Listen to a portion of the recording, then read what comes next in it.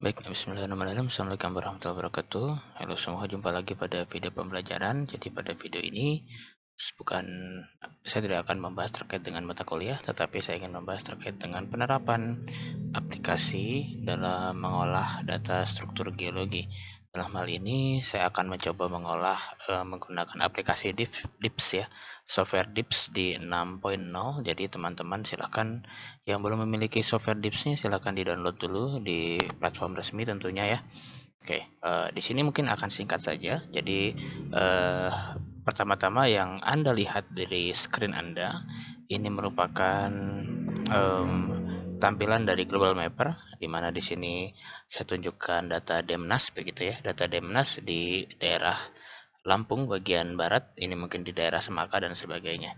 Nah, tentunya teman-teman dalam menganalisis, dalam mengolah data struktur, tentunya juga kita harus memahami secara spasial di mana data kita dan bagaimana nantinya diolah. Nah, teman-teman bisa lihat di gambar sini, ini merupakan suatu daerah yang akan kita amati data strukturnya, dan apabila kita klik seperti ini, nah, ini adalah contoh atau gambaran ilustrasi daerah yang kita amati data strukturnya, data kekarnya, data fractures, mohon maaf. Nah, di sini yang diamati dan apa yang perlu diamati di sini, teman-teman tentunya harus mengukur bidang struktur atau rekahannya, dan yang kedua ditentukan jenis rekahannya, apakah itu bidang sesar, bidang rekahan, gerus, kekar, ataupun vein, ya, di mana nanti akan berbeda ya dalam pengolahannya seperti itu. Apabila nanti sesar, teman-teman silahkan langsung dilihat offsetnya seperti apa, ditentukan namanya dengan data strike dip-nya dan pitch-nya atau rake-nya atau trend dengan pelang dari silicon line. Apabila teman-teman menemukan data vein, tentunya hanya jadi catatan saja, vein-nya itu muncul dengan arah tersebut. Mungkin nanti kalau ada yang bertujuan khusus untuk studi tertentu, itu mungkin bisa dimanfaatkan. Nah, dalam hal ini kita akan mengolah data rekahan gerus ya, yang teman-teman kenal dengan shear fractures atau rekahan yang conjugate begitu. Nah, dari data ini saya ilustrasikan, kita menemukan singkapan seperti ini.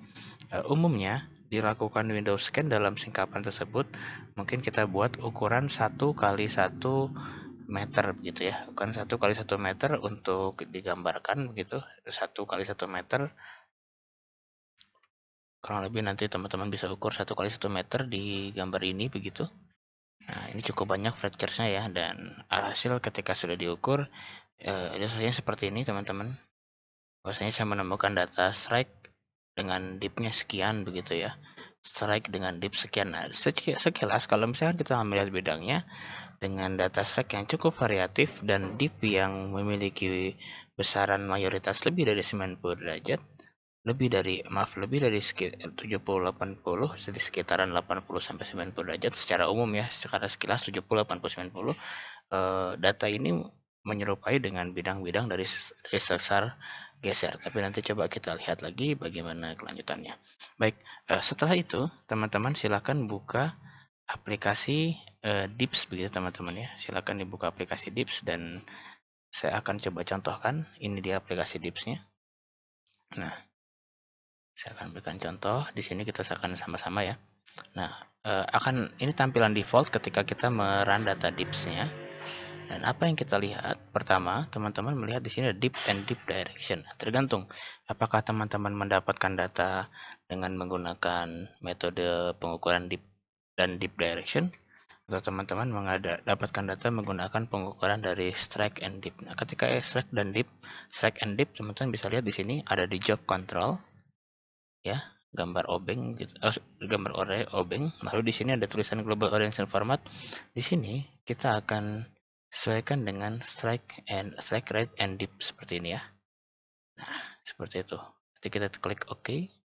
Nah, lalu di situ akan berubah menjadi data strike dip. Lalu kita copy paste saja dari data yang sudah kita olah. Saya akan coba copy paste seperti ini ya. Nah, tinggal di copy paste. Lalu juga karena ini untuk belajar kita datakan cukup banyak. Nah, kita sudah input datanya semua, dan ini mungkin data dari satu singkapan saja teman-teman ya. Jadi cukup dari satu singkapan saja. Nah, ini datanya. Nah, teman-teman bisa melihat rosetnya di sini ya. bisa pencet simbol ini atau pencet Ctrl R, teman-teman akan lihat gambaran offsetnya seperti ini. Jadi ya cukup mudah.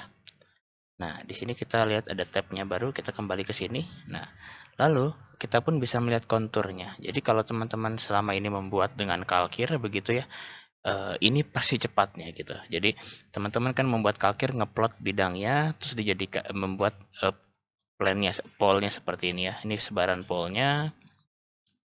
Di sini vektor preset ataupun di sini kita bisa lihat di sini ada simbolnya. Nah, teman-teman ketika mau menggunakan kontur seperti ini. Nah, kita lihat di sini ada beberapa konsentrasi, tetapi tentunya ketika kita mengukur bidang rekan kerus, kita harus memplot titik pusat atau titik konsentrasi tertinggi, dua titik konsentrasi tertinggi, karena pasti ada dua. Nah, bagaimana caranya? Teman-teman bisa arahkan ke gambaran bidang tadi ya, di sini. Nah, di sini ada Add User Plan, Ctrl A. Kita klik, lalu kita arahkan ke sini. Ini yang pertama. Nah, ID-nya biarkan saja, kita buat nodal plan 1. Nah, ini mungkin nodal plan 1. Nah, teman-teman bisa checklist ID-nya mungkin kita hilangkan saja. Polnya mungkin kita tidak polnya boleh kita masukkan, plannya juga kita keluarkan, dan labelnya kita keluarkan ya. Nah, alhasil dia akan membentuk seperti ini. Nah, ini adalah bidang dari nodal plan 1. Nah, sekarang kita akan coba masuk ke nodal plan 2 di sini, teman-teman ya.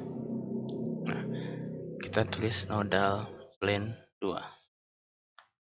Oke. Nah, sekarang kita geser, kita berubah jadi di sini dari major plan preset agar enak. Nah, ini adalah gambaran dari kondisi kondisi dari nodal plan tadi.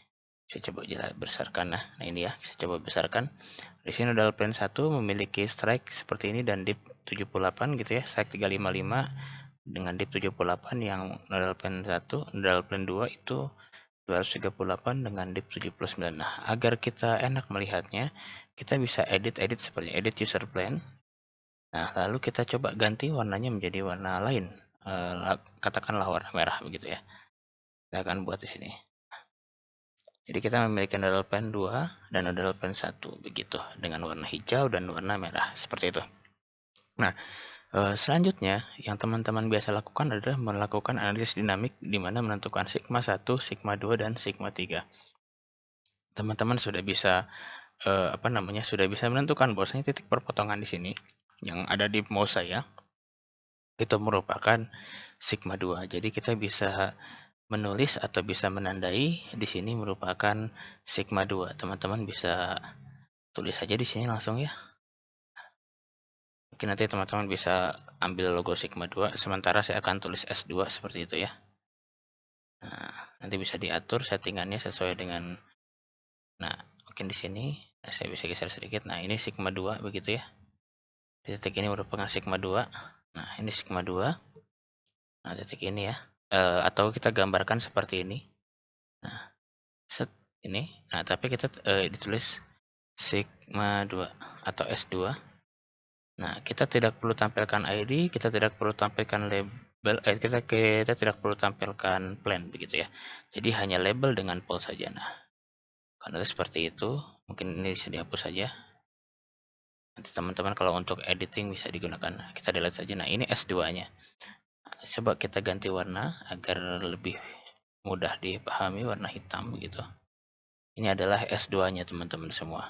Nah, lalu untuk mengetahui sigma 1 dan sigma 3 seperti biasa kita harus membuat bidang bantu dari sigma 2 ini seperti ini. Ya, bidang bantu mungkin kita akan warnai dengan mungkin sama dengan sigma 2 tadi ya. Atau agar lebih mudah kita tampilkan saja sigma 2-nya tadi. Jadi plannya kita tampilkan tapi tanpa label begitu ya. Nah, ini adalah bidang bantunya dan kita bisa mengukur jarak dari sini sampai sini ini berapa derajat. Kita bisa menggunakan dua aplikasi, bisa menggunakan ini kita mengukur mengukur jaraknya, mengukur derajatnya, tapi saya lebih suka menggunakan manual dari PitchGrid. Teman-teman bisa lari ke tools, lalu di sini ada PitchGrid gitu ya. Nah, teman-teman bisa menggunakan measure angle gitu ya. ataupun menggunakan page grid. Tetapi saya lebih senang menggunakan page grid teman-teman ya. Seperti ini. Kita coba buka di sini. Nah, kita klikkan pas dengan titik sigma 2 tadi sebagai bidang bantu. Ups. Oke, kita coba lihat. Sebentar. Oke. Nah, kurang lebih seperti ini ya. Teman-teman silakan hitung dari garis ini ada 18 yang menandakan dari titik 0 sampai 180 derajat begitu ya.